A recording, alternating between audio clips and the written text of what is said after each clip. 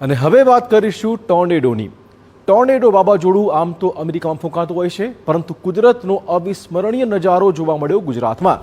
જી હા, રાજ્યમાં વરસાદી માહોલ વચ્ચે જોવા મળ્યો છે આ અલૌકિક નજારો. વાત ગઈકાલ સાંજની છે કે જ્યાં રાજકોટ અમદાવાદ હાઈવે પર સાયલા નજીક મિની ટોર્નેડો જોવા મળ્યું. ટોર્નેડો જેવા દ્રશ્યો સર્જાતા થોડીવાર માટે વાહનના પૈડા થંભી ગયા હતા. અમેરિકા જેવા દ્રશ્યો ગુજરાતમાં સર્જાતા નાગરિકોમાં પણ ભારે કુતૂહલ જોવા મળ્યું.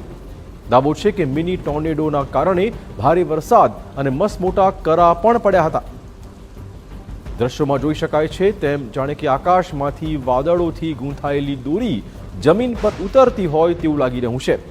આ મિની ટોર્નેડોના પગલે હાઈવે પર આંધીનો માહોલ સર્જાયો હતો. પવનની તીવ્ર ગતિને પગલે ધૂળની ડમરી ઉડી હતી. ડિવાઈડર પર લગાવવામાં આવેલ છોડ ઉખડીને ફેંકાઈ ગયા હતા. કુદરતનું આ સ્વરૂપ જોઈને આખા હાઈવે પરના વાહનો થંભી ગયા હતા. આ મિની ટોર્નેડો થોડીવાર પછી આગળ વધી પેટ્રોલ પંપ પાસે ભારે તારાજી સર્જતો જોવા મળ્યું હતું. સતત વીજળીના કડાકા, ભારે વરસાદ સાથે મસમોટા કરાએ લોકોના જીવ તાળવે ચોંટાડ્યા હતા. હવામાન વિભાગના અધિકારીના કહેવા અનુસાર હાલની સ્થિતિમાં એટલે કે પ્રી મોન્સૂન એક્ટિવિટીમાં ફનલ ક્લાઉડ બનતા હોય છે. આ ફનલ ક્લાઉડની ઊંચાઈ જમીનથી લગભગ 1000થી 1500 મીટર હોય છે, જેના કારણે વાદળો જમીન સુધી ખેંચાય છે અને આ દ્રશ્યને ફનલ ક્લાઉડ કહેવાય છે. ભારે પવનના કારણે જાનહાનિ પણ સર્જાઈ શકે છે. આ સાથે વીજળીના કડાકા ભડાકા થતા પણ જોવા મળે છે.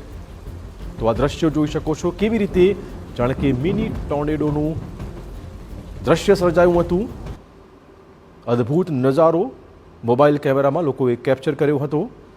દાવો છે કે અહીંયા કરા સાથે ધોધમાર વરસાદ પણ ખાબક્યો હતો.